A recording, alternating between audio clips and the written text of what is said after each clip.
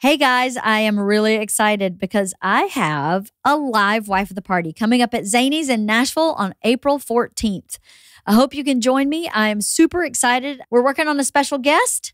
That'll be announced sometime soon. And you can get tickets at nashcomedyfest.com or the link is in the description here. This is how hard people will work to not go to therapy. They'll fucking swim from Florida to Cuba 5 times and get stung by jellyfish along the way because that's less painful than looking at their past. Like, whoa. This is such a great studio. One of the best business decisions we ever made was to buy this house. Yeah. Because we have all this great team we have here now. Yeah. And we can just get so much work done. It's been such a gift. It feels so creative in here too. It just feels like I walked in and I was like, oh, this is nice. This is like, fun. I get the same vibe at SNL where it's like, oh, this feels like a collaborative place. Right. Where it's like everybody's making something. Everybody's into what they're making. Right. You know? Yeah, I think it feels that way. That's the way we want everybody who works here to feel. Yeah. It's collaborative. I think sometimes it's a little too much collaboration. I think there's some days where the ladies downstairs are like, can we just work from home one day, please? Yeah. So it's like someone else is not talking while I'm doing whatever I'm trying to do. Right. You know? So sometimes I think we could maybe use a day. Yeah. Where we're just on our own. Do people do that? We do from time to time. Okay. Bert wants everybody here all the time. Bert would like you to move in and every single comic that was on Fully Loaded to just live with us. Yeah. It would be a 12-month a year thing if it was up to him. Yeah. So, God, that was so fun. Wasn't it? It was so fun. I have a regret from Fully Loaded. Do you want to know what it is? What is it? You asked me to go for a walk and I was too busy. And I have since then gone, damn it, I should have gone for that walk with Rosebud. Why? What was so important that I couldn't just go for a walk with you and just enjoy a minute with a new friend? Why didn't I just do that? It probably was very important though, because everything was moving by the day. Yeah, it was. You guys were organizing a wedding every day. Pretty much, yeah. So that's probably why. Probably. But it is seriously something I've thought about over and over again. Well, why didn't you just say, wait till I get back? Leanne, I probably never went on the walk either. No, you didn't. Okay, yeah. It was too hot. Yeah, that's probably what anyway, it was. my one regret. I figured if that's my only regret. We did pretty good. Oh, yeah, for sure. It was the best. I was like, the best time of my pregnancy. Right? Yeah, was on the Fully Loaded tour. And I'm like, the one thing that I'm like, oh man, I wish Andy had seen it. Like, I wish Andy had been there to see it because it was so, it was just like, this place is so special. When I say place, I just mean group of people. Yeah. You know? It's a real special group, right? Yeah. Bert does not draw negative people to him. He doesn't miss. He doesn't. Every person, I can't think of a single person in all 4 weeks that even I feel like, meh. Yeah. Not even meh. Yeah. Everybody was just excellent. Yeah. Everybody. Even everybody on our staff and on our crew, everybody was excellent. We're so lucky. It's him. It's all his energy. I almost wanted, like when Nate hosted SNL and I was like 4 weeks into my maternity leave and I remember having so much fun on Fully Loaded that just seeing that someone on Fully Loaded was going to be at SNL, I was like, I gotta go back. Like it was like, whoa, Rosebud, no, you still have a hole in your stomach. Right. Like I was like, I can't do it. But that's so cool. Yeah. That was really cool. And he was just a surprise special guest. No. He was a drop-in. Yeah, he was. He was a drop-in. One day only. Yeah. Which was awesome. That was new this year where we just had a surprise special guest and that was amazing. So fun. I think we should do it next year too. Yeah. Like it's based on city, right? Yeah. It was just based on whoever was in the city? Yeah. Awesome. That's all. They just drove down, he and Jelly Roll. Is he going to do it again this summer? Nate? I mean Bert. Yeah, oh yeah. He is. We're doing it, yes, June 13th to July 1st. It's already, we have not even discussed comics. We haven't discussed anything. Okay. We just got the routing. Like, I think it's like 95% locked. So the routing isn't even fully locked. So our next step is who do we want to bring with us? Okay. So we got to start. That's really exciting. It's so exciting. Yeah. It's so fun. And, you know, our girls go with us and Georgia has a blast. Isla sort of has a blast. I knew Isla was like, you know, because Isla was sick. She was sick, yeah. Yeah. She was sick part of it. And, we offered to have her bring a friend. And she kept saying, no, then I'll have to take care of that person. I'll have to make sure that person's okay. And I don't want to deal with that. And then halfway through, she was like, I should have brought a friend. Yeah. Because Georgia brought a friend. Yeah. I mean, it sounds like we brought for a vacation, but, Georgia's friend Daisy worked. Yeah. Like a dog. Yeah. And so Isla's friend would be also working. Right. So, but working with a friend is really cool. So this year she's saying she's probably going to bring a friend. Okay. And Georgia has another friend named Sophia who actually the 4 of those ladies are like really thick. So Okay. I'm hoping Sophia will go Yeah. and then Isla will have, then she'll, 3's always hard. With Especially women, girls. you can't, yeah. You got to have tough. 4. Yeah. It's even numbers. You are all girls in your family, right? Mhm. 5? 5. That's a lot of women. 5 girls. Yeah. What did your dad think about that? Mm. Talk about odd man out. I don't think he had a single thought in his head. I really don't. I think he woke up every day and it was like, I got to survive. How do I make it through? Like, I just got to get through this. How do I make it through? I think even now, my dad, it's so funny because I remember my dad being such a stoic man. Mhm. And it's so funny to just see and kind of like really powerful. Like when you're a kid and you look up at your dad, you're like, oh my God, is that person made of rocks? Like that's how he was like a Fort Knox and emotionally too. And then I look at him now and I'm like, he's softened so much. Even just like, are we recording? Yeah. Okay. Yeah. All right. Even just since he met Minnow, like I brought Minnow to meet him, and my dad got down on the floor and was like getting in her and going, "Hi, little baby." Like, and I was just like, "Who the fuck is this?" Oh my God. Like he was so sweet, right. and I was like, I don't even know if I've ever been that close to I'm like, I don't know if I know what my dad even smells like. Like that's really. Yeah, because that's how he was when I was growing up. I mean, it was like my dad was very much a product of his dad, and now my dad is very much a product of his daughters. Does that make sense? Yes, it makes total sense. Yeah. So he got what he needed Yes. to be more of a whole human. Sounds like that's pretty incredible. Yeah. Does he know that? I think so. I would imagine you'd have to. I think so. Right? Yeah. That's so cool. I don't know if he would ever put it that way, but I think if he heard me say it, he would agree. That's so cool. Yeah. What a gift. Yeah. Right? It's a gift to watch your parent. I would imagine, I have not really witnessed this, but I would imagine it would be a gift to watch your parent kind of transform. Yeah. For the better, for the positive. Yes. I think my girls have seen a transformation in Bert since we got off Fully Loaded that has been really important and very powerful for their individual relationships with him. Yeah. It's been really cool. Yeah. Watching them, they never watched him do stand-up until they went to Fully Loaded. Never. Never. No, not a special, never. They had been to live shows, but as soon as the show started, they would bounce. They don't want to see it. They don't want to know what he's doing. They just want him to be dad. Yeah. So I don't think they really understood who he was in the context of his industry. Yeah. Right? They just kept him dad. Yeah. Which in some ways has been really good because they're very grounded in their relationship with him, right? Yeah. It doesn't have anything to do with what he does for a living. I mean, even if he were a banker, their relationship has nothing to do with what he does for a living. Right. And then when we went on Fully Loaded and they watched him every night just perform and watched how he handled all the other comics and how he handled his employees and how he handled himself. And how hard it is. And how hard it is and how much stress it is. I think they went, oh, hold on. Yeah. Hold on. Who are you really? And Right. then when he stopped drinking and started taking care of his health, Yeah. they, for some reason, felt really safe to just hammer him with all the feelings they hadn't told him they had. Yeah. Not the good ones, Right. the hard ones. Right. And you know what? To Bert's entire credit, he is so self-reflective. Yeah. Always. He may react in the moment, but he'll always go, let me Wait think a about second. that. Yeah. Exactly. And then come back having thought about what you said to him. I mean, even in our marriage, he's always been that way. I say that about Andy all the time where I'm like, I'm so grateful that, listen, if I bring something up with him, he's going to get defensive off the bat. Mm-hmm. But he will walk away, come back and go, you know what? Mm-hmm. I think you're right.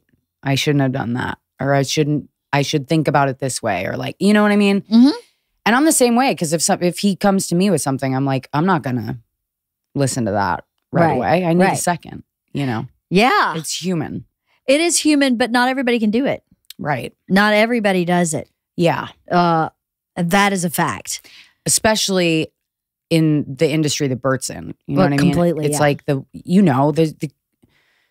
how many famous people are there that cannot say when they're wrong? Oh, so many. Cannot admit when they've made a mistake. Can't just be like, I fucked up, I'm sorry. Oh, it's so rare. It's crazy. It's so rare. I think it's actually more rare than you know in just regular life. Because we have a lot of regular friends that aren't, this sounds stupid. Everybody's regular. You know what I mean? Like there's no, I know what you're you not mean, special for being in civilian. Hollywood. But like people who aren't in Hollywood, non-Hollywood friends, people who are lawyers or teachers or professionals or whatever. And I find it really fascinating to watch couples and how they interact and how they fight and who will reflect and who won't. Yeah. And I think it is a bit more rare than you might know. You know? People will do almost anything not to work on themselves. Like have you seen Nyad? No. Okay. You know about her though. No. Okay. So Diana Nyad, she swam from Cuba to Florida. Okay. And everybody said it was impossible. She tried it when she was 20, in her 20s. She failed. She didn't try it again until she was 60. Wow. And then she would not give up. She did it 5 more times. Wow. Attempted it 5 more times.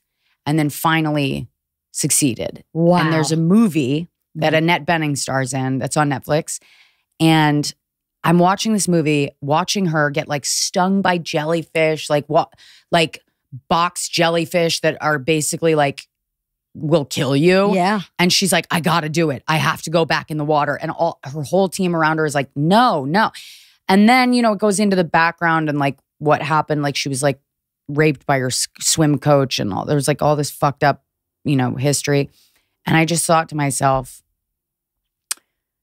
damn, I think it was like her 5th attempt. And I was like, this is how hard people will work to not go to therapy. Right? Like they'll fucking swim from Florida to Cuba 5 times and get stung by jellyfish along the way. Yeah. Because that's less painful than looking at their past. It's so true for some people. Yes. Like, whoa. Right? It's really not that scary looking at your past. No, it's not. But it's really not. But it must be for some people. Because if you're willing to swim from Cuba to fucking Florida, forget it. You're not going to want to look there. Hell, yeah. I never thought about it, but like, yeah, you're right. So many people will just do anything to avoid digging up bones. I mean, they'll perform miracles. Right? Like, that's like a miracle what she did. Just to not go to therapy. And therapy to me is like, oh, yeah. It's like breathing, eating, working out therapy. Yeah. I've been in therapy forever. Yeah. Because it's the best. Same. Yeah. 10 years. Oh, girl. I got lots on you. Yeah. I was 4 years from 23 to 27, and now I've been in therapy since I met Bert. I recognized. Yeah. I went, if I'm going to marry this guy, I need some help. Yeah. I can't just be, this is not a regular anything here. Yeah. So I got into therapy right after I figured out we were probably going to get married. Yeah. I was like, I need some support. Yeah.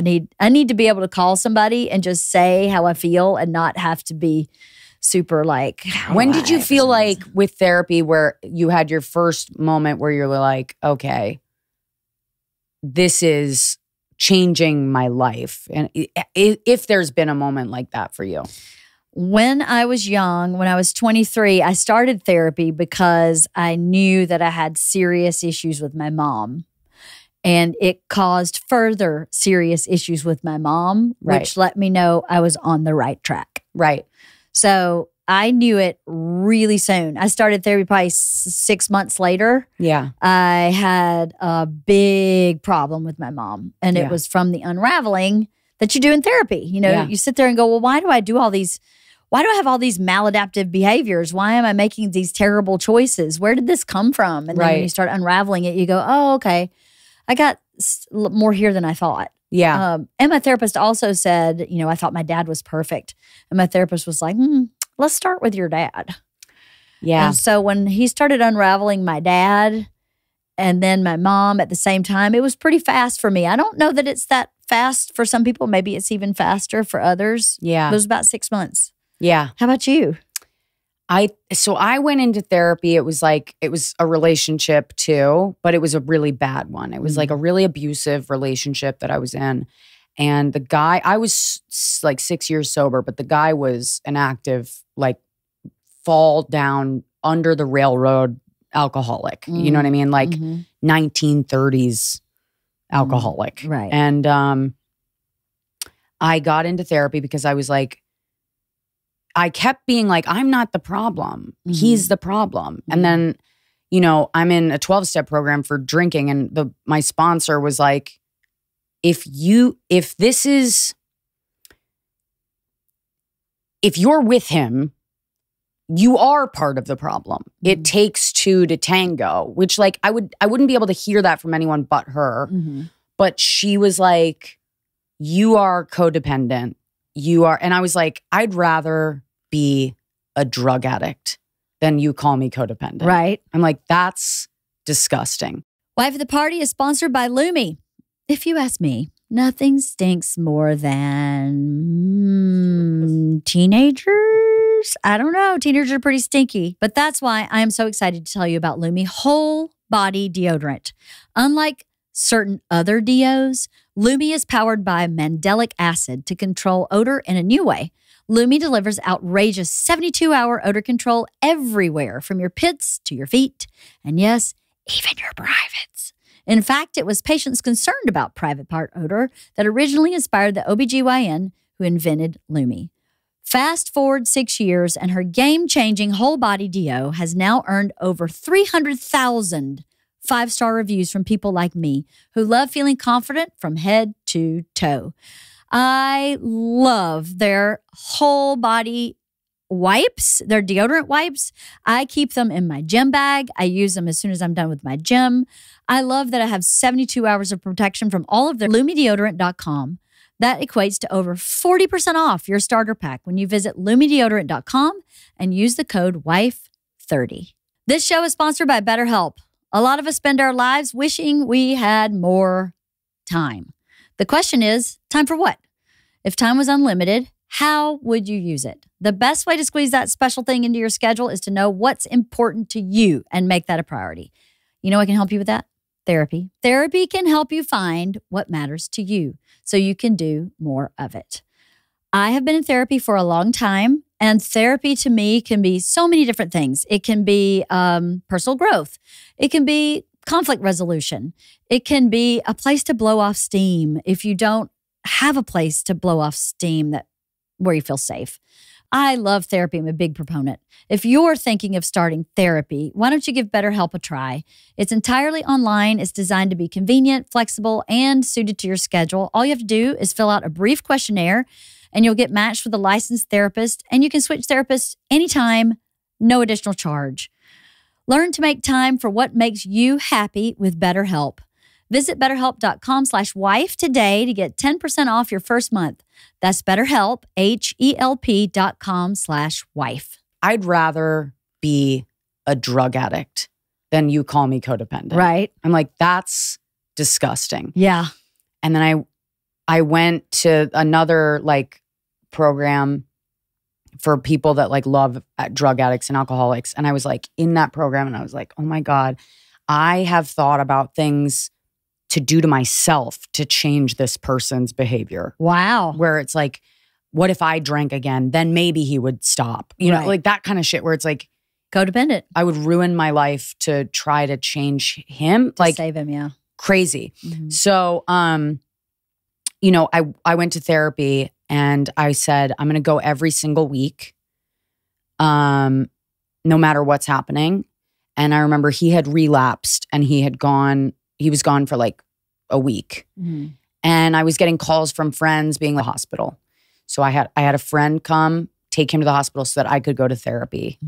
And it was like the first time that I was like, this is progress. You know what I mean? But once we broke up, like I remember being on the phone with my therapist and being like, I can't leave. But then you're not thinking about my career, not thinking about what I wanted to do with my life, but just thinking about, like, I just took a job and I was just thinking about what do I like, because I didn't have any idea. And yeah, it was just like, so it was probably 2 years for me before anything really changed. But I was spending that first year just doing like, it was like a cocoon year. Right. You know what I mean? Yeah. All the change was happening inside. Right. And I wasn't really willing to like make the changes happen outside. Right. But once I got the willingness to, you know, make those moves, Right. I was like, Right. it was so, I'll never not have a therapist. Right. Totally. Yeah. Change is something that you have to practice, I think. Yeah. You know, in the beginning, change is so scary and you're like, you know, it's like the bird in the hand is so much better than the two in the bush. And I'll just keep the one in the hand. Yeah. Or I'll let it go so slowly. Yeah. And then as you go into therapy longer and longer, you're like, oh, throw that bird out. There's definitely two in that bush. No problem.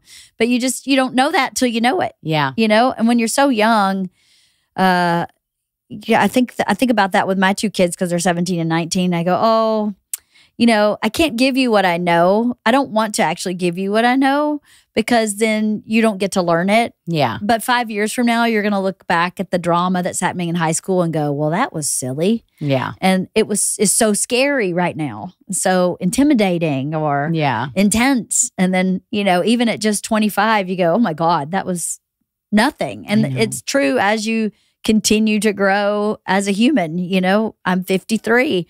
And now I look at change and I go, okay, well, how do we do it? Right. I mean, it's just almost like that. Whereas years ago, my first reaction would be, well, you can't do that. Right. Why would you even think you could do that? Yeah. That's not going to work. Yeah. You know, and it just, as you progress, it just gets so much easier and more comfortable. Yeah. And I wish you could just know that in the beginning. I know. You know, that it's supposed to be hard. I know. But there's no way to get to easy unless you go through the hard. I know. It's like, it's also like one of the few benefits of being older. Yeah. Tell me about it. I'm like, one of the few. Yeah. Yes. Like they're young and they get to be young, but they also have to be dumb. And broke. Yeah. Young, dumb, and broke. That's right. I'm like, so that's, you know, getting on the other side of that is like, I'm going to enjoy this for myself. Yeah, right? Yeah. Totally. Yeah. Getting older is an interesting thing. I was just saying to Georgia the other day, you know, your body changes so much in menopause. Not for everybody, but for me, it definitely has. Like my boobs have just exploded. I had like B cup boobs. Now I'm like a full D. Yeah. Where I'm like, what happened? I haven't. It's just my hormones. Yeah. And there's nothing I can do about it. Right. And I'm getting really kind of thick in the middle. Like even when I'm thin, the interior of my body is thicker than when I was younger. I'm just kind of thickening out, right? Yeah. And I don't like it. When I say yes, I'm just hearing you, by the way, because I don't see it. I'm like, well, thank you. You look fantastic. But I keep looking at myself from the side going, I look like my grandmother. And then the other day I said to myself, she was my favorite person on the planet. Yeah. So maybe the next time I look at myself and I see my grandmother, it could bring me joy. Yeah. Instead of going, oh man, really? Yeah. Seriously, as much as I work out? Yeah. I'm going to try really hard to start shifting that mentality. I'm super freckled and she was super freckled. She was the only person in our family that was really freckled. Yeah. And I'm trying to look at myself and go, Willa May. Yeah. Her name was Willow also. Oh. Yeah, Willow May. Yeah. So I'm trying to adjust your perspective a little bit. Yeah. My perspective a little bit. Yeah. I feel like, I don't know. I think since having my kid, felt really pretty relaxed. That's good. Once my pregnancy was over. That's good. You didn't like being pregnant. I fucking hated it. Why? I hated every single second of it. Really? Every second? I really hated, except for the moments when I was on the road by myself and I felt like, oh, this is the only time that it's just me and her. Oh, You know, I get to take her with me everywhere I go. right. And you know, the road, which is often like such a lonely place to be, I just felt like this is kind of fun. This is just me and her.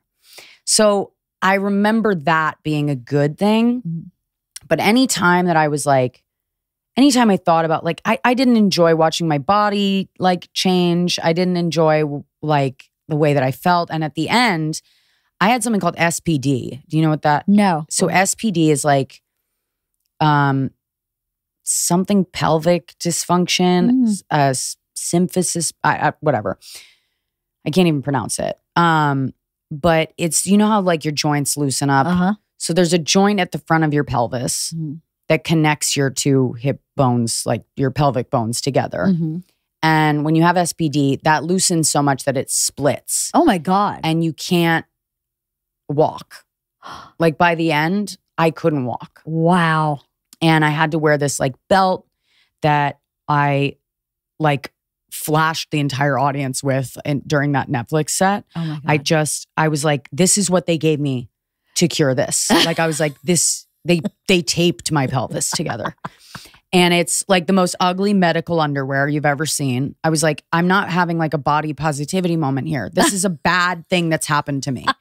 Do you know what I mean? And of course, I'm so excited to have this baby, but I don't want to make her myself. I just, you know what I mean? I just wanted somebody to give her to me. Yeah. And I mean, I was in so much pain. That was early too, though. I did only gain about 35 pounds with Georgia, but the last 2 weeks, I looked like a balloon. I looked like someone just blew every part of my body up with air. Yeah. My feet wouldn't fit in my shoes. Yep. I could only wear flip-flops. My hands were swollen. Yeah. My face was swollen. Yeah. So that picture was taken at like, I don't know, maybe 7.5, 8 months. Yeah. So the last hurrah stunk. And with Georgia, I was morning sick for almost 6 months. Yeah. I fainted constantly. I was anemic. I was totally constipated from the iron. Yeah. I swelled like crazy. They botched my epidural. I was you full blown told me that. paralyzed, and I tore. Yeah. I mean, it was like it was not everything that could happen, but it was not fun Yeah. at all. And Isla was like giving birth to a feather.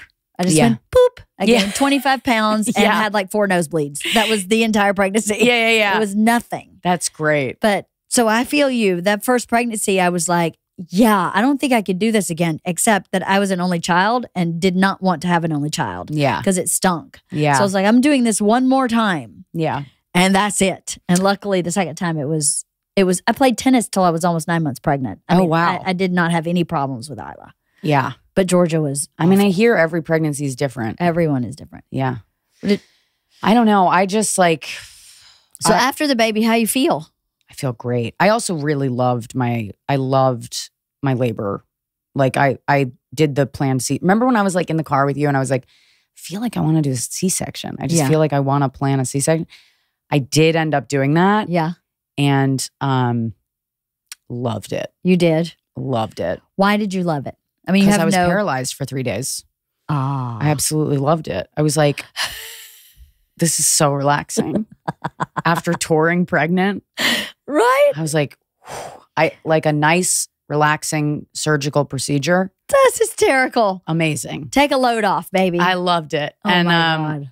they just sort of presented her like a bottle of wine. Oh my God. And I was like, perfect. Yep, I'll see you out there. They're just going to wrap it up in here and I'll see you guys out there. It was really, I like really loved that. And then it's not for everybody, but I like really loved having a C-section. Right. And then getting home, I was not prepared for the windfall of hormones, like because I'm not really much of a crier, and I was shocked by how I was like, something's deeply wrong. I can't stop crying, and I was like, something's really wrong. My mom was like, no, this is like your body's just like getting rid of it. Like, this is just part of it. And I was like, oh, okay. And then now she's like 3 months. And I gotta say, I am like, okay, the plane's taken off. Like, I'm like, I felt bonded to her. But until she smiled at me, it was really hard for me to like, I was just kind of like, okay. I mean, I love her. Sure. And I die for her, but I don't really know her. Yeah. You know? So that was like a weird thing. And now I'm just like, she's so, I can't even describe it. Like, I like had to hurl myself into an Uber to get to the airport to come to LA because I was like, I can't. And I FaceTime her and I'm so happy for like 5 minutes. And then it gets so much worse. Like the second I hang up, I'm just like, I just have to keep remembering like, okay, she's not going to remember this. No. I'm the one who's hurting right now. It's not, she's okay. Yep, she's fine. You know what I mean? Yep, she is. She's fine. But whew, they don't remember much before 4 years old. Yeah, I can just hang her in a closet. Totally, yeah. Just, let her, little food on the floor like a dog. Yeah, leave some water out. See at 4. Yeah. They don't remember much, really. I mean, not that you should phone it in. Actually, 1 to 4 is like the most important time to form really healthy habits and good bonds with your kids because at 4, they start figuring out they're separate from you. Yeah. Before 4, they really think that you're one unit. Yeah. So if you the thing about Bert traveling when he did is that when he came home, and I'm sure you're the same way, when he came home, he was fully plugged in. Yeah. Like got up, made breakfast, took to school, picked up from school, made dinner, was all about parenting. So that when he left on Wednesday or Thursday, it wasn't such a disconnect. You can have the other 20 days on the road or whatever it is, but 10 days you need to be at home. And that made a huge difference because you get in a rhythm, after the 3 days coming home, we had what we called reentry. So, it's disruptive for this fourth party to show up. Right. We're in a rhythm and now he's shown up and it throws off our rhythm and then we'll get right back in a rhythm with him and then he leaves again. I would feel that with Andy even when it was just the two of us and we'd come back together. We were both on the road and we'd come back and it was like, how do we do this? You know? Yeah, there's definitely a reentry period. Yeah, it's a reentry. Yeah. So I wanted the 10 days so that we could regulate and then have normalcy for an extended period of time and then go back into that. It's called equilibrium, disequilibrium. That's what it's actually called. Really? Yes. Is that like a psychological term or is it like a? It's a child development term. So children go into equilibrium and then they go into disequilibrium as their brain develops. Their brain development causes disequilibrium. So then it's like when kids are tantruming a lot and you don't know why. Right. They're in a moment of disequilibrium. So if you just go, they're just having a real big brain growth. That's what's there's like an app that, I mean, there's so many resources for new parents that you're like, ugh. But I kind of take what I want and leave the rest. And there's this app called Wonder. Ebb and flow in and out of happy or present. And it's so much easier to go, they're coming out of this with new skills. Right. That they've developed through whatever it is that they're going through right now. That's right. Yeah. Yeah, it's cool. I didn't have those resources. But my mother-in-law is like a preschool, some big national accreditor for preschools. So she knows everything that goes on in human growth and development through age 4. Right. So she was awesome. She'd go, she's just in disequilibrium. Don't worry about it. Next week, she'll be picking things up with 2 fingers. And you're like, okay. You're like, okay, now I get, Now I can get on board with this, whatever's happening now. This total meltdown. Yeah. From sun up to sundown. Because then you're like, if you don't know why they're crying, I didn't realize I was like, oh my God, if I don't know why she's crying and I've tried everything and I don't know what, it's like the worst feeling in the world. It is. mean, I'm still so new, like I still am just like brand fucking new at this. 3 months is new. Really new. Yeah. Are you scared of anything? No,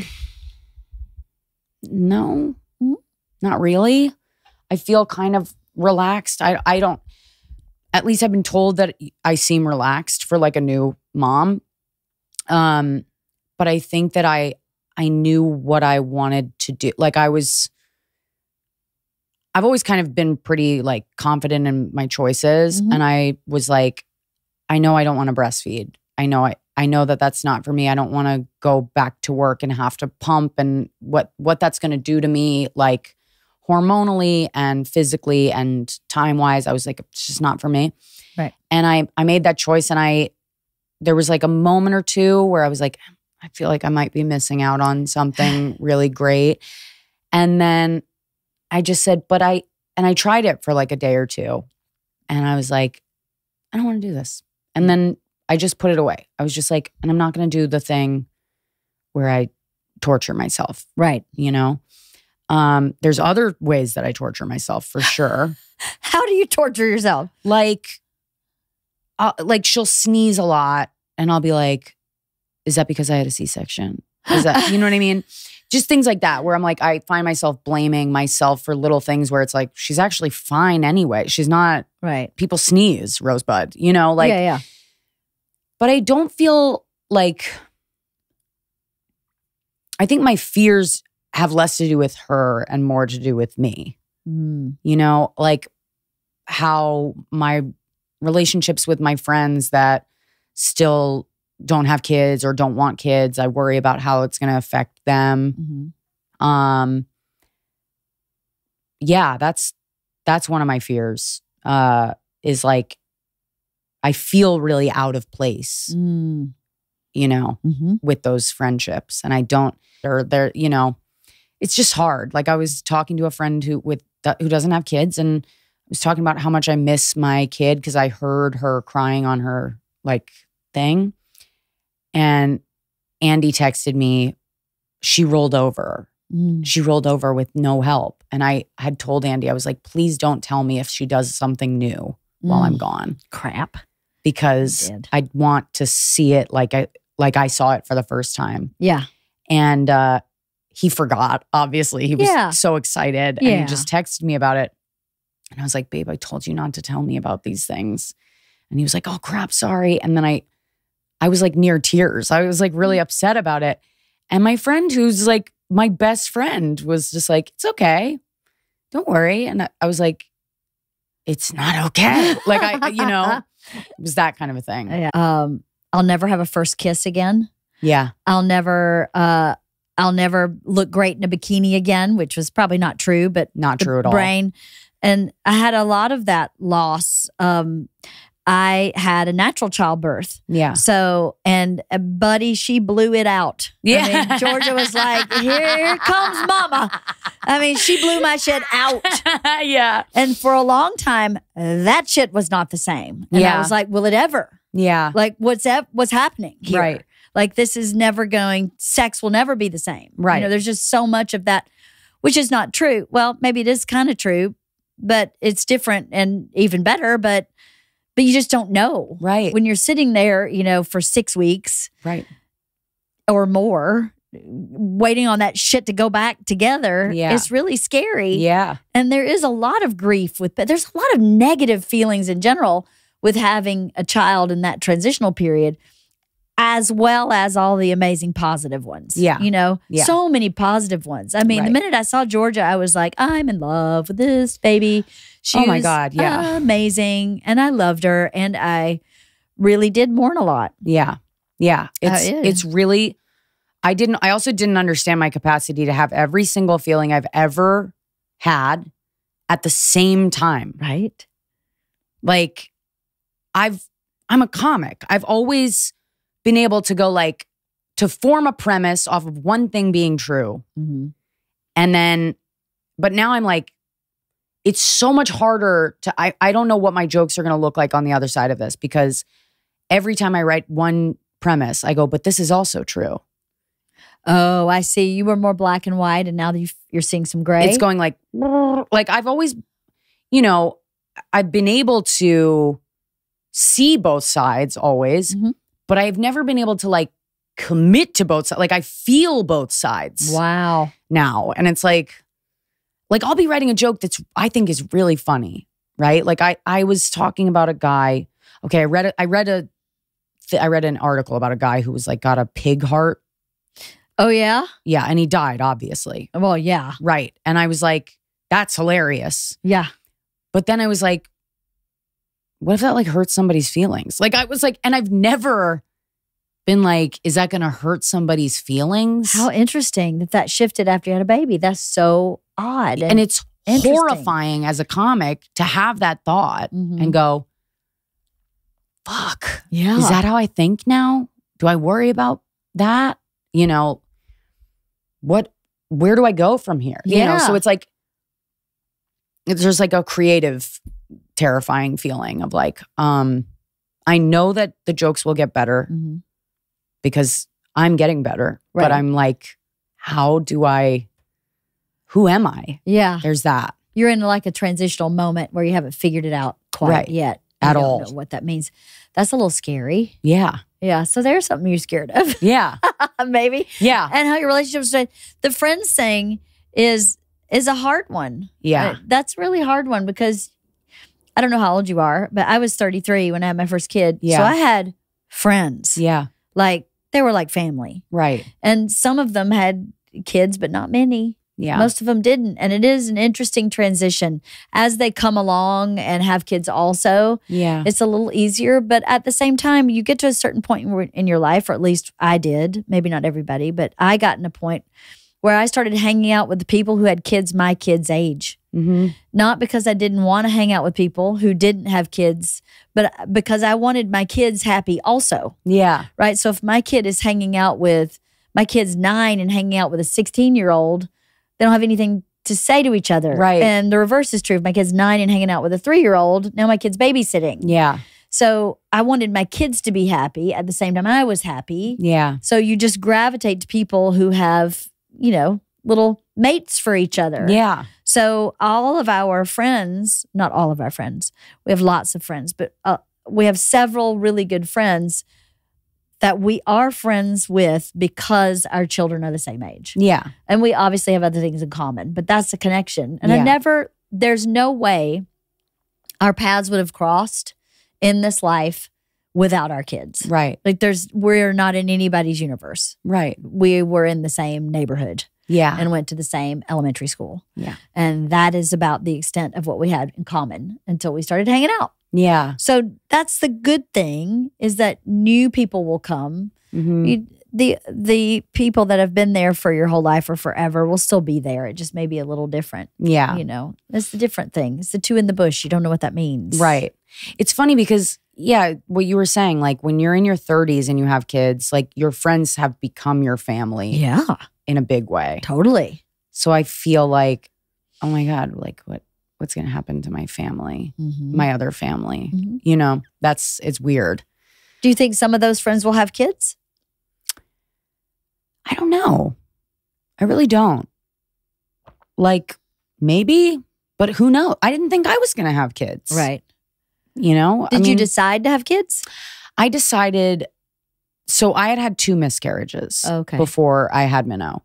And I had done IVF to freeze our embryos because after the miscarriages, I thought, I don't know if I want kids. But now looking back, I go like, I think I did want kids. I just didn't want to have another miscarriage. Sure. You know? And so I was processing it as I don't want to have kids. Because I was like, I don't want to go near that experience. You were swimming with jellyfish. Right. I was swimming with Cuba. jellyfish. Yes. And I was like, no. Yeah. And and so my brain, I was like, I just to get this out of my head, because obviously I couldn't get rid of the thought, well, what if I don't have them? You know? I was like, I'll freeze our embryos and we can freeze the embryos and then I can kind of like relax a little bit. So we did that. We froze embryos. And it was 2 months later that I got pregnant. You just got pregnant. Yeah. Wow. Yeah. Crazy. I know. Are you going to have another one? I don't think so. No. I don't think so. I mean, I'm still like, I really hated being pregnant. I don't know that I want to do it again. I really, really, it was just not, I really didn't like it. Right. Right. I hear you. Yeah. And I also don't know that we can like afford it, honestly. I'm like, it's expensive to have kids and I want to stay in the city. And based off of how much money I'm making right now, I'm like, we would have to like move out of the city. I don't know what's going to happen with like writing or what, you know, I'm just kind of like, I really am in like the hallway, Yeah. you know? Yeah. But I mean, she's 3 months old. Yeah. Plenty of time to figure it out. Yeah. No, I'm like, I'm good here. Yeah. But it's just kind of like, I don't really know. Don't know. Yeah. And you don't need to figure it out. Yeah. So Andy had a lot of anxiety after you had baby? Yeah. He was very nervous. He would get nervous about like chemicals in the house, or he like spilled essential oil into the radiator and was like really up late, really like calling poison control and being like, is this going to kill her? And like poison control was like, you need to shut off the heat. You need to get out of the house. It's like, Oh, wow. well, it's like, what are they going to say? Yeah. Don't worry about it. Like, what Yeah. if something happens? Right. You know, I was like, Andy, you can't call poison control because it's their job to tell you to freak out. Right. And And it's eucalyptus. right. It's and okay. It's eucalyptus oil. I was like, Right. it just smells really good. smells like a spa. Yeah. I'm like, it smells like an Equinox in here. And so, but he was like waking up in the middle of the night. He couldn't go back to sleep. He was he was constantly checking her breathing. He was, you know, and I just wasn't worried. Like I was like, she's good. She's really strong. Yeah. I'm like, she's a strong kid. Yeah. And I know that because she beat the shit out of me for 9 months. I'm like, Right? I'm not worried about her. Right. But he was really scared. And I understand, because it's like when he's holding her, his big ass hands just like holding her entire body. Like he was like, I'm going to kill this thing. Right. That's what he was scared. Right. And I looked at her and I was like, I just kind of knew. I was like, oh my God, you're like so strong. Right. And of course she was tiny, but I just knew that she was really strong. Yeah. Weird to have a baby that little, I think. Especially if you never were around babies. Yeah. You know, itty bitty babies. Yeah.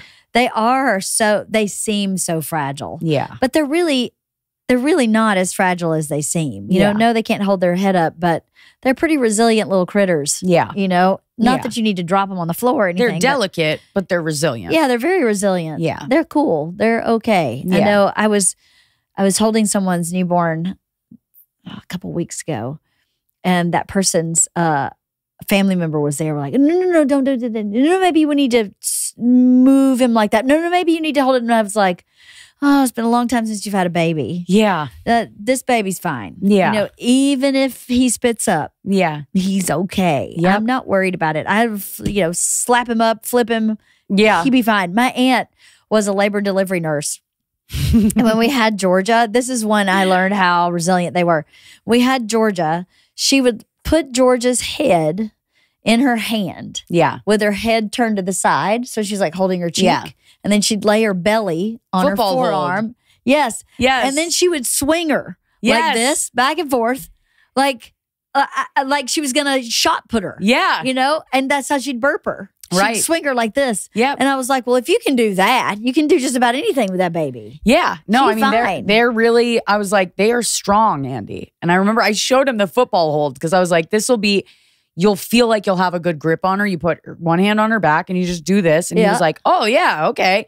And then he started to get confident. He was like holding her up and being like, look at her, you know, and I was like, okay, now we're getting a little bit brave, you know? Right? But yeah, I'm like, it's crazy to see him become a dad. I'm just like, it feels amazing. It's really cool. Yeah. You know what's happened for me when I had kids is I started watching them and reflecting on, nature versus nurture is really, nature's pretty fucking strong. Yeah. Pretty fucking strong. Yeah. So Georgia would start doing stuff that Bert would do. And I would think to Bert, like, why are you doing that? Yeah. Don't do that. Yeah. And then my 6-month-old would do that. And I'd go, oh, he can't help that. Yeah. Oh, that's like completely involuntary and not on purpose. Yes. So now I have to forgive him for all these things that I've been like, why are you doing that? Yeah. And the same is true for me. I'd watch Isla do something and I go, oh, I know now why my mom hated me. I get it. I was on top of the fridge also at this age. Yeah. I understand at 20 why my mom went, this fucking sucks, because I wouldn't have been able to handle this. It's like having the Tasmanian devil. Yeah. And then I was like, okay. I understand more about myself and about my parents. Yeah. And about Bert, about Bert's sisters. Right. You know, I see his sisters.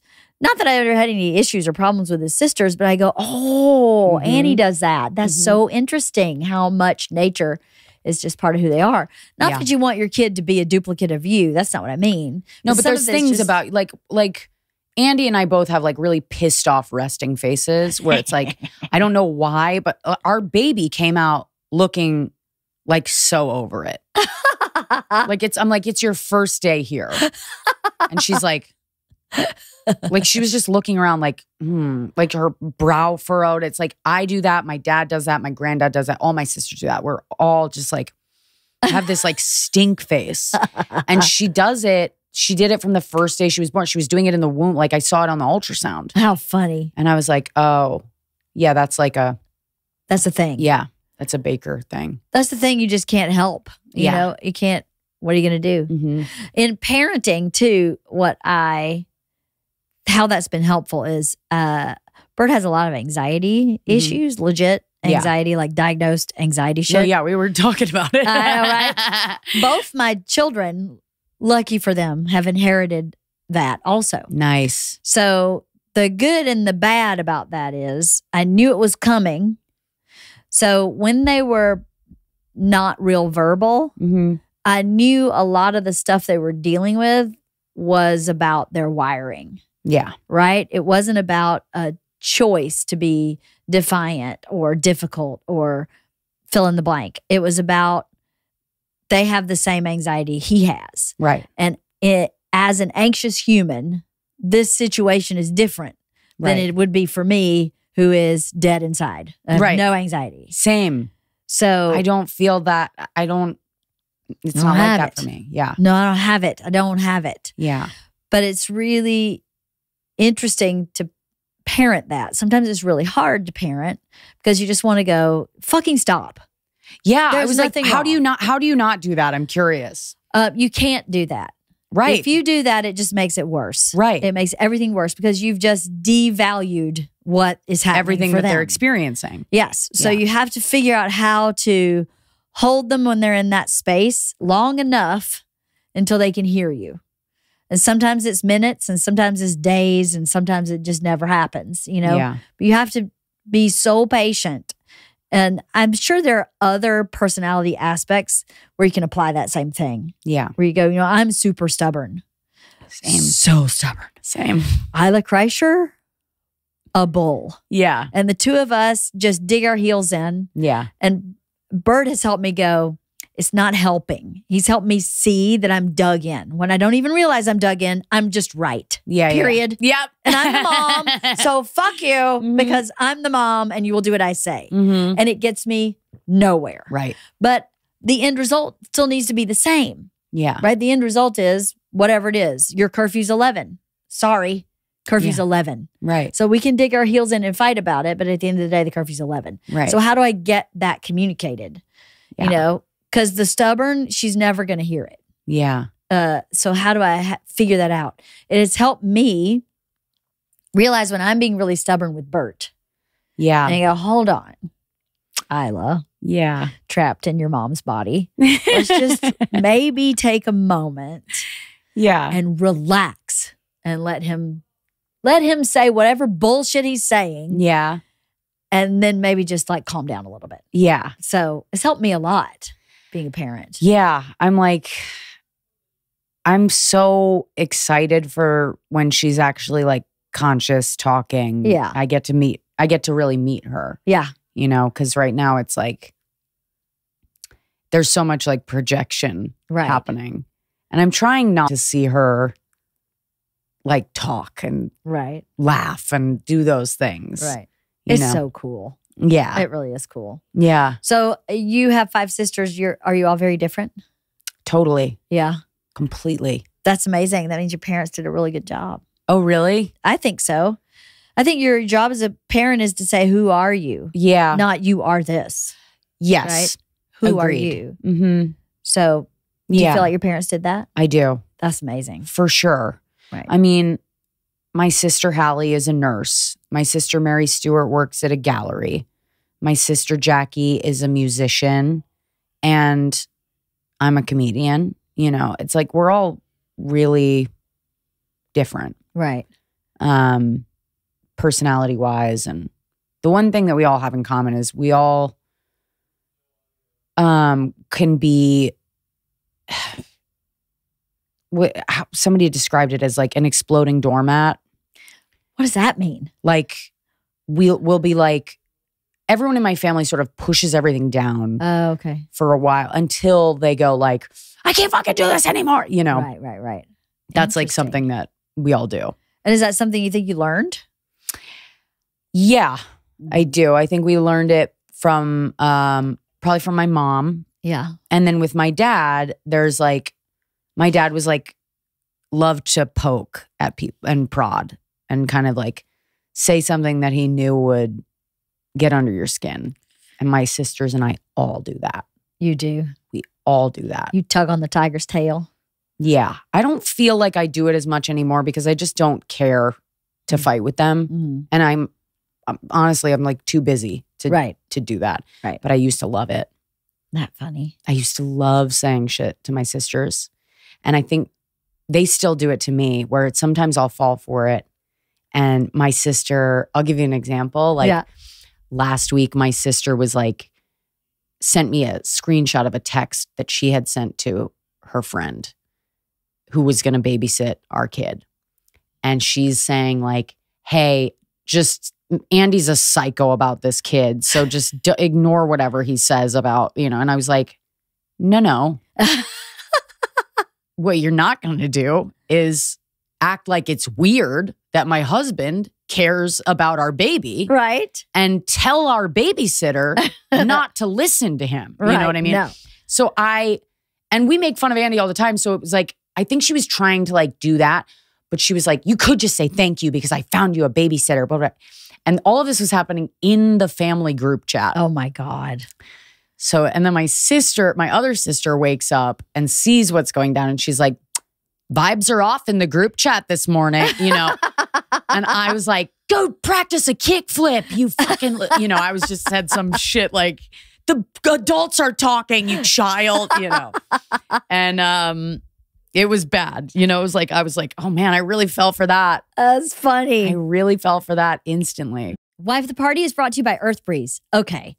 I have been converted entirely into an EarthBreeze user. I love so much about this product. They take up no room in my drawer. They are so eco-friendly. Let me just tell you, what is EarthBreeze? EarthBreeze Eco Sheets look just like a dryer sheet, but it's ultra-concentrated, liquidless laundry detergent. It's the best of all worlds. EarthBreeze is tough on stains and odors while being kind to the planet and your skin. EarthBreeze got rid of unnecessary chemicals for a formula that's kind to sensitive skin of all ages, including babies. No more heavy lifting or measuring sticky blue goo from a massive plastic jug. These tiny sheets can stop millions of detergent jugs from entering our ecosystem. In fact, 500 million detergent jugs end up in landfills and oceans every single year. Right now, my listeners can receive 40% off EarthBreeze just by going to earthbreeze.com/wife. That's earthbreeze.com/wife to cut out single-use plastic in your laundry room and claim 40% off your subscription. earthbreeze.com/wife. Wife of the Party is brought to you by DraftKings. The thrill and excitement of March Mania is here, and DraftKings Sportsbook, one of America's top-rated sportsbook apps, is giving new customers a shot to turn $5 into $150 instantly in bonus bets with any college basketball bet. North Carolina listeners, don't forget DraftKings Sportsbook is now live in your state. Download the DraftKings Sportsbook app and use code LEANN, that's LEEANN. New customers can bet $5 to get $150 $50 instantly in bonus bets only at DraftKings Sportsbook with code LEANN, LEEANN. The crown is yours. Do any of them have kids? One of them does. Yeah. Yeah. So cousins. Cousins, yeah. That's so cute. How old are they? Lucy has just turned 2. Oh, it's perfect. Lucy's birthday is October 1st and Minnow's birthday is October 3rd. Oh, that's Yeah. so sweet. Yeah. That's so sweet. I know. 2 years apart. Just like me and my sister. Amazing. Yeah. So how's touring going to work with you on the road? So with you, with the I baby. think it's going to be me and Andy together Mhm. and we'll bring Minnow and we'll just swap it out. You know what I mean? He'll go up and then I'll come up and then we'll do it that way. That's cool. Yeah. That's a great way to work it. I feel like, and we bring the babysitter as like, I kind of pay the babysitter as I would pay a feature, you know, Right. and do it that way. That Yeah. works. Yeah. That's so awesome. I know. I mean, I don't quite know how it'll work yet. Like I'm a little nervous about it because it's going to be so, I don't know, complicated. It's not going to be the same as it was, but it will be like every summer our family is like together. Right. I mean, that's what I watched you and Bert and you guys made it look so fun. Aw. And what you're doing is so huge that I was like, if they can have fun with that amount of pressure Mm. on themselves, I was like, I can have fun doing this with just us. Right. Like it's simple. I have to remember, like, it's simple. Yeah. You know, I don't have to worry about like promote. Like this year is going to be, I think probably the last year that I get to do a tour like this, Mhm. where I don't have to. I mean, if my special does well, then hopefully I don't have to do everything myself. Right. You know what I mean? Yes. But there's things about doing everything yourself where it's like, it's actually simpler. Yes. That's very true. Yeah. It's very true. It's kind of a double-edged sword, right? Right. You get busier, so you need help. And sometimes the help makes things more complicated. Right. And sometimes it makes it so much easier. It just depends on the situation and what you're doing, what you're dealing with. And as you add new team members to your team, their learning starts that day. They Yeah. don't have the history that you and Andy have about both of your careers. So Right. there's learning that has to happen to get everybody up to speed. It just is a little complicated, but it's definitely doable. I Yeah. mean, we didn't travel. That's the thing. We didn't take the girls with us until they were adults. Yeah. So we would go sometimes for a weekend, when he was in clubs and was there Thursday, Friday, Saturday, Sunday, if they weren't in school. And we just made it fun and an adventure. And the most important thing about any family, no matter what you do for a living, is that you're connected. Yeah. And so whatever that means for your family is all that you need to worry about. And Yeah. most of the time, being connected is not about a place. No. It's about the It's people. about being together. Yeah. Yeah. It's about the people in the place. So no matter where we went, we knew what our kids were into, and then we would find that in that place. Yeah. They loved being outside. They loved being in nature always from the time they were really young. So Yeah. wherever we went, we would find a park, we'd go for a hike, we'd go to the beach, we'd go to a lake, we'd make sure we gave them that Mhm. so that it was worthwhile to them instead of just, hanging out in a hotel, or if that's Yeah. what they were into, fine. But my kids were never into that. They were Yeah. always into, let's go do something. Right. And so we Well, did. with you two as parents, I can't imagine them just being like, no, let's stay in. No, we're let's go do something, Yeah, people, all yeah. of us. And, we just went on this ski trip. I don't know if you talked about this on the podcast with Yeah. Bert, but we just binged watched shows and snowboarded. And That's then binge watch awesome. a show and then snowboard. And then binge watch a show and then snowboard. And then this trip, I was just saying someone just called me today and I was like, you know what? We committed this year, because we've done this every year for years, just this same week, the first week of the year, before we're back to school, before Bert's back on tour, we've done this, just the four of us, no friends. Mhm. And this year we were like, let's do this every year, no matter what. And Yeah. as you get married and as you have kids, let's still do this. And just us, happy to add the spouses and the kids as we go on. Yeah. But keep this really sacred and really special. Yeah. because we really don't do a whole lot. Yeah. We brought, games. Yeah. It's pretty great. It's pretty low brain, Yeah. high connect. Yeah. That's all kids want. I know. My dad told me this a long time ago. He said, what the number one thing your kid wants is your time. Yeah. That's what they want. Your time, They want your time. your attention. Yeah. Yeah. That's it. They don't not really want the superficial things. They just want your time, Yeah. your focus. That's super, super easy. I know. It really is. And I it doesn't, Bert comes in for a day or two, but he is focused. Yeah. He takes Isla to school every day, even now, because that bitch don't drive. Yeah. She driving me crazy. Yeah. She's just fucking killing me at 17 not driving. And I'm like, please. I was just, everything about her was sabotage. I was a writer before I had kids, and I thought to myself, I just got to get Isla in kindergarten. Well, that wasn't true. And then I was like, well, I just got to get her middle school. Nope. I just got to get her to this point. Well, now I just got to get her to drive and life will open up. Nope. Now I keep going. I just got to get her to college and then I'll have a minute. But I don't know. I'm not hopeful. Yeah. My track record with her is not great. So, but anyway. Why doesn't she drive? Does she not want to?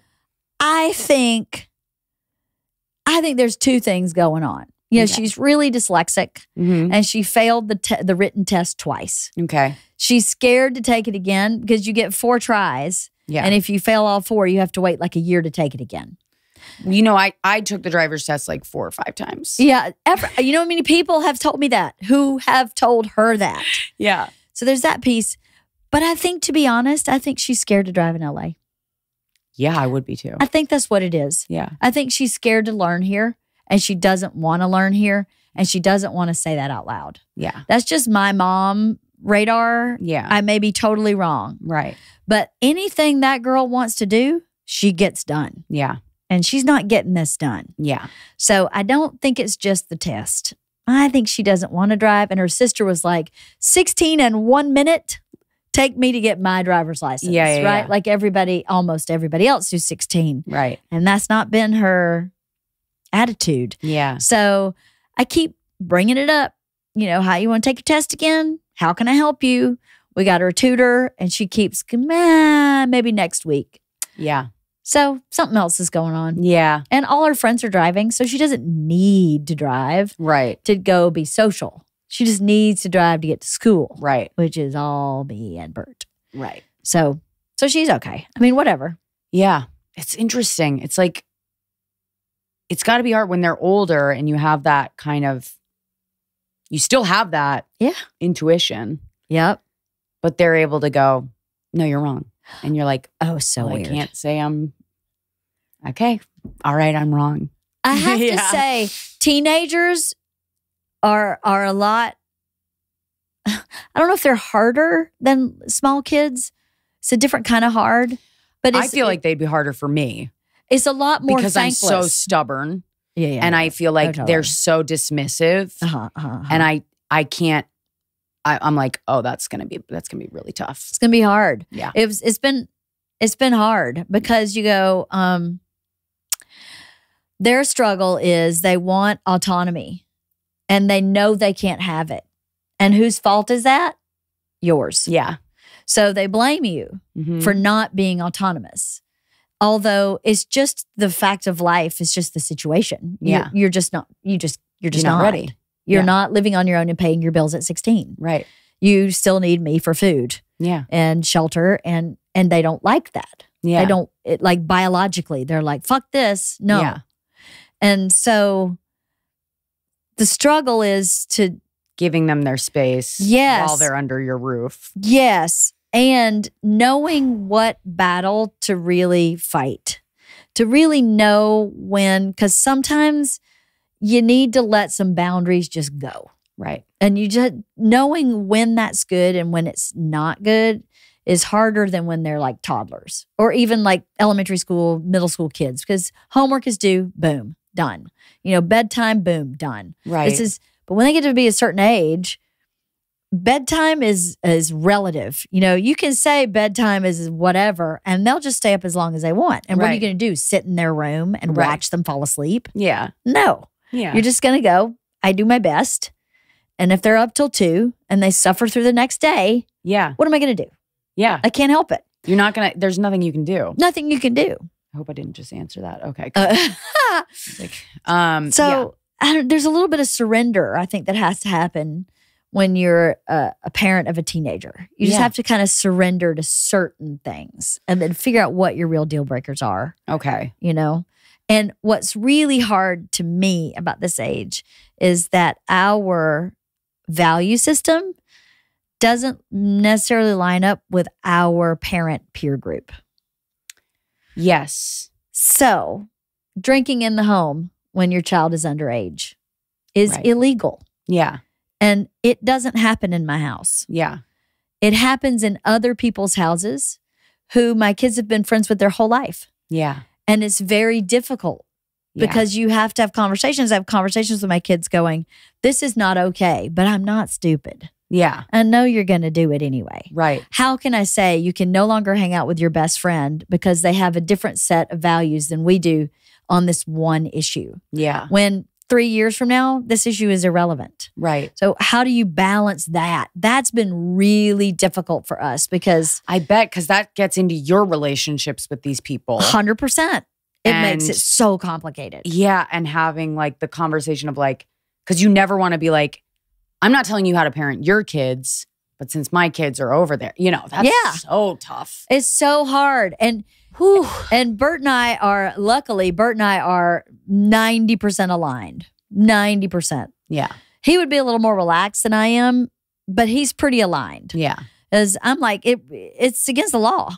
Yeah. Bottom line, it's illegal. And if your kid comes to my house and drinks at my house, which I have provided, and gets in a car and drives and hits somebody, I'm actually liable for that accident because I've allowed him to drink because he's underage. Right. So fuck that. Yeah. We worked too hard for this whole life. So, yeah. I'm not doing that. No. No. And what does it teach them? You can break this law, but not that one? Right. I can't do that either. Yeah. So Ooh, that's tough. it's real hard. Oh my God. That goes from like checkers to chess. It's insane. And then like I know some of my friends have kids who are into like same-sex relationships. Totally fine. Yeah. But then they want to sleep over at the girlfriend's house. And you go, well, that's interesting because if this was a boy-girl, it would be no. Yeah. But it's a girl-girl. So is it still a no? Yeah. It should be a no, but why should it be a no? Now am I vilifying like sex? Right. Sex should be healthy and fun. And if I say no to the same sex, is that homophobic? What? Like, it's like, oh my God. It's so fucking complicated Yeah. where you go, I feel bad for my friend because I go, I can't help you. Yeah. Like, I have no idea what to tell you. Right. Like, both points are valid, like you were saying. It's Yeah. valid that you shouldn't be having sex too young, but then it's valid that you should be having sex when you're ready. And then you can't say no to the same sex. And it's just so much. Oh my God. Say no to the hetero is now you're a hypocrite. Yeah. To say no, it's just so complicated. And there's so many times when our kids will come and talk to us about this, and Bert and I will both go, listen, this is the first time for a lot of us in a lot of these areas. Yeah. So can you just like give us a minute? Just give me a second. Like, I'm probably going to say something wrong Yeah. and I don't mean to. Yeah. So I'm figuring this out like on my feet. Right. So we constantly say that Yeah. in all of this, in the like drinking at someone else's house. And Yeah. we're figuring this out as we go. Right. It's way harder than a toddler who won't eat their peas. You know? Yeah. It's like, Yeah. how about eating half the peas and then you Right. can have the ice cream sandwich and you're like done. Yeah. This is so much harder. Oh It's my harder. God. Oh my God. This can't happen. But we'll tell you this. This is a little. I have to die before she's a teenager. You will not. You will be fine. Here's some things my mother-in-law told me. We should probably wrap up. You've been here forever, but No, I'm having fun though. well, good. My mother-in-law told me something that was really helpful. Okay. So who they are as a toddler is who they will be as a teenager. Okay. Because what's happening in their neurological life Yeah. repeats itself in the teen years. So if you have a toddler who tantrums a lot, Mm-hmm. you'll probably have a pretty dramatic teenager, Okay. right? If you have a toddler who lies, I did. Mm-hmm. I had a teenager who lied. Yeah. And I was like, that's pretty interesting. Let's see how that works out. That's so true for It- all of my sisters. Is it? Yes.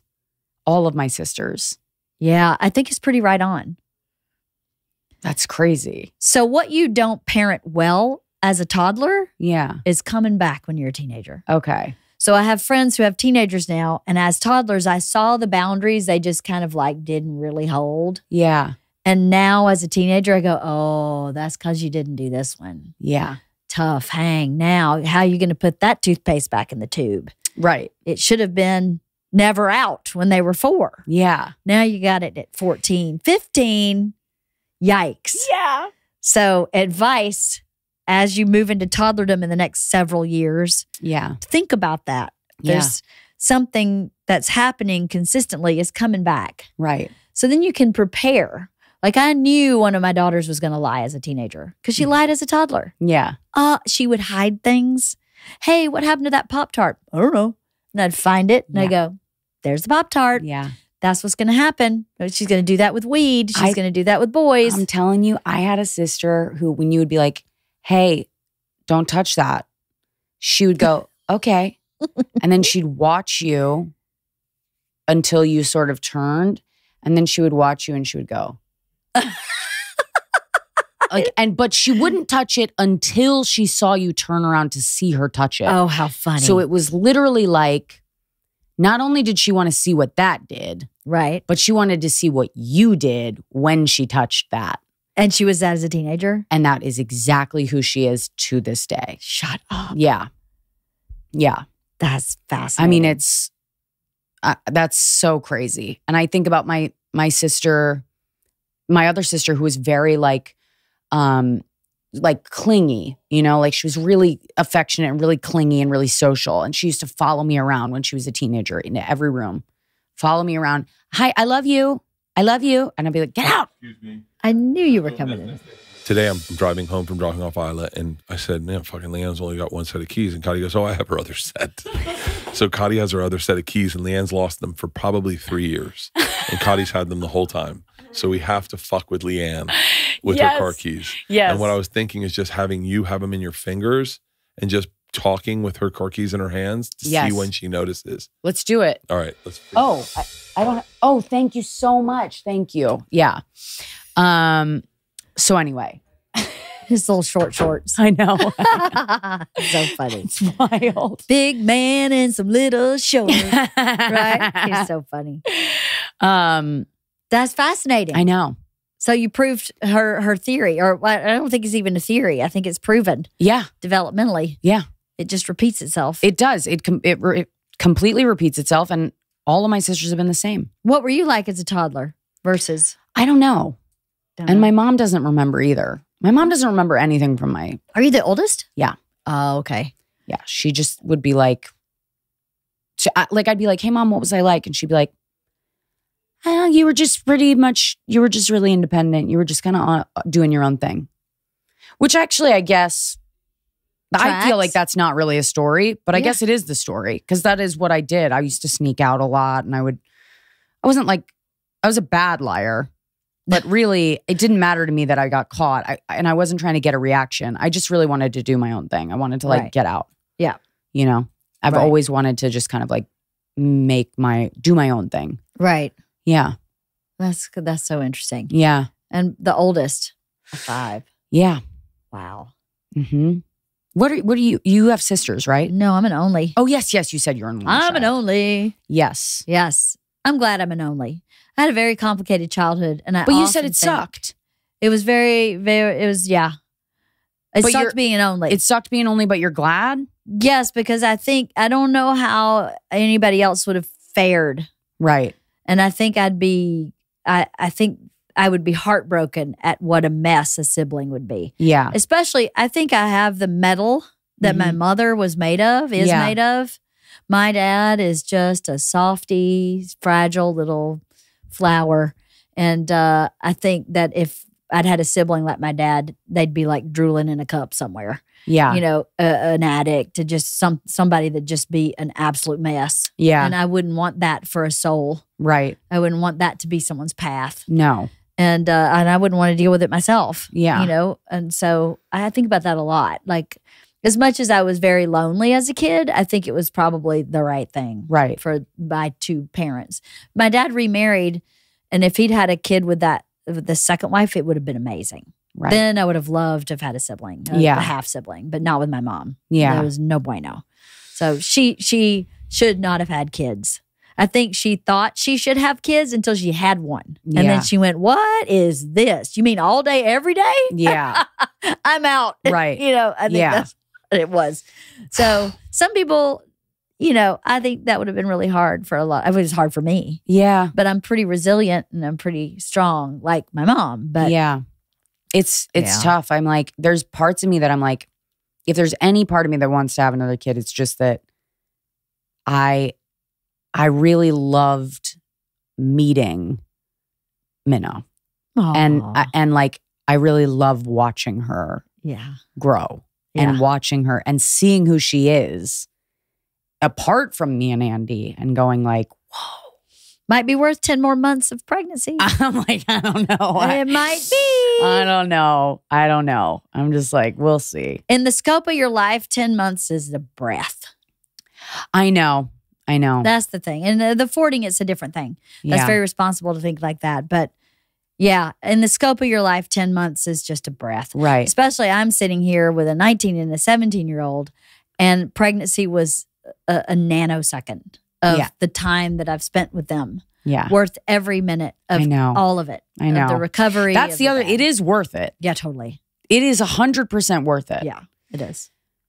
But goddamn, does it suck. I know. So why are you in LA? What are you doing here? I'm promoting, well, there's twofold. I'm promoting the Netflix verified stand-up that came out in November, but I was on maternity leave.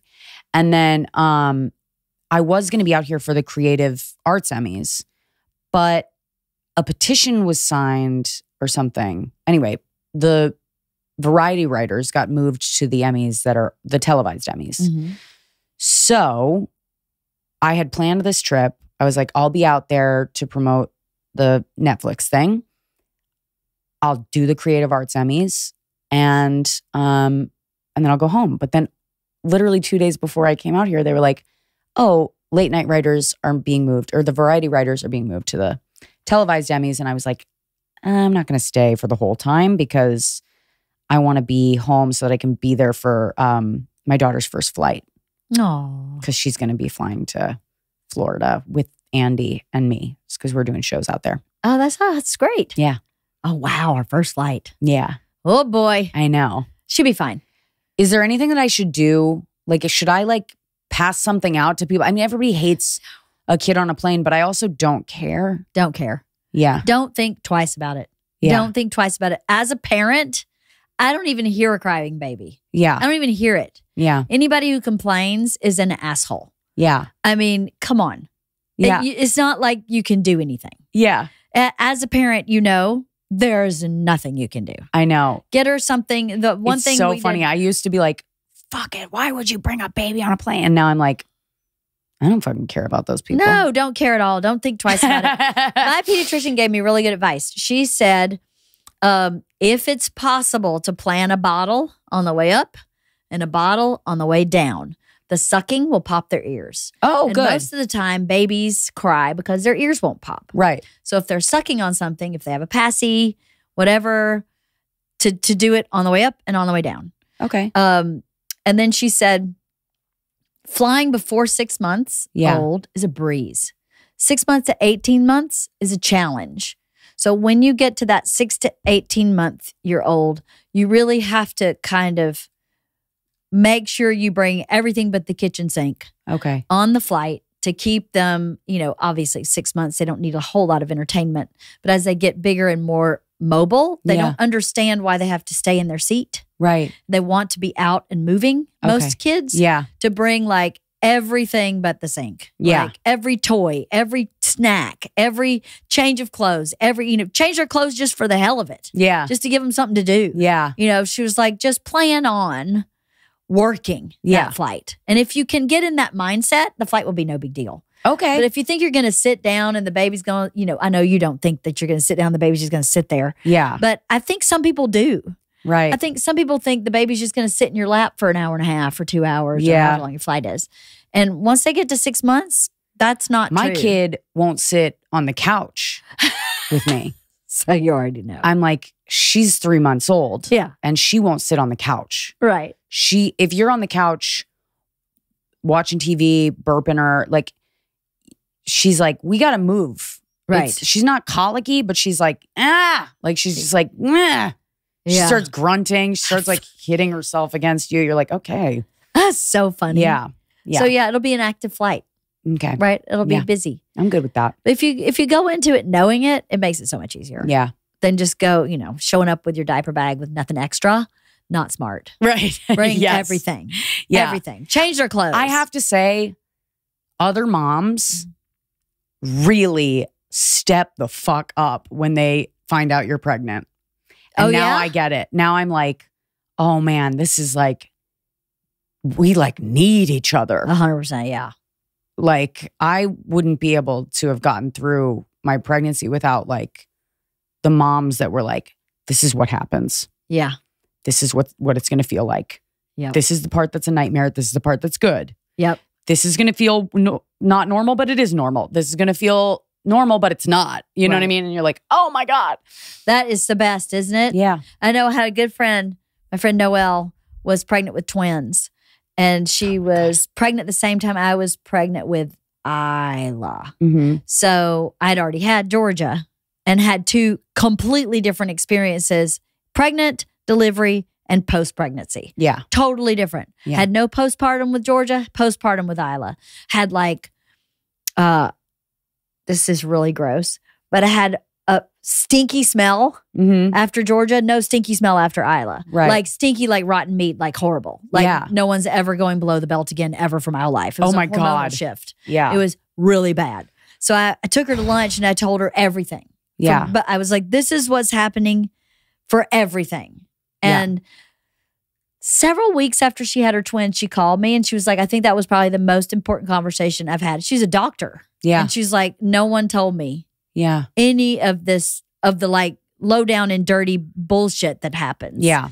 And she was like, I'm so glad just to know, oh, okay, this is normal. Yeah. This No, is- I'm like, the reason why I talked about SPD in my set is I was like, nobody fucking told me about this. Never heard of it. And I can't get in and out of a car, and I can't get in and out of my bed in the middle of the night. And I mean, I can't walk That's without awful. it feeling like I could hear my bones clicking past each other. Oh my Like God. it was like I was on a ship or something. Oh my God. It was fucked up. It sounds terrible. I'd be standing still, feeling like I was on a ship, but it was just my bones. Oh my God. And it was like, what the fuck is... And then I'd go to the doctor and she's like, it's normal. I'm like, Never heard of it. if it's normal, Right? you need to tell people about it. Totally. Because it's psychotic feeling. I can't imagine what that felt And like. they were like, it'll go away. And let me tell you something. It was so painful that the night of my C-section, I was up and walking around better than when I walked into the hospital. Wow. The night of. Right. Wow. Yeah. That's crazy. So like people are like, is it hard to recover from a C-section? I'm like, not compared to SPD. Right? Bring it on. Yeah. No wonder you loved it. Yeah. Yeah. No wonder. I Yeah. have so many people who are like, C-section was terrible. No, I'm like, once she was out, the relief was immediate. It was so immediate. And I felt so excited Mm-hmm. because I was like, she's here. Like, Yeah. she's here and I can walk. Like, right? yeah. And you're like, oh. Yeah. Thank you. Yeah. I remember feeling that way with Georgia too because I was so rough. Yeah. Like I was just rough. Like I look at pictures of me and I go, girl, you look rough Oh my God. at the end. Ugliest days of my life. Oh, isn't it true? Ugliest days of my life. Do you think biologically they make you ugly so no one else wants to have sex with you? I think biologically they make you ugly so that, and I mean, ugly everywhere where you're just like, get them out. Like, it's like you turn into, you have to be. You have to be ugly. You get into an ugly mindset where Right. you're like, get them out. It's like warrior. Yes. Like warrior big time. Yeah. I wonder too if that's something biological because you're like, my lips were swollen.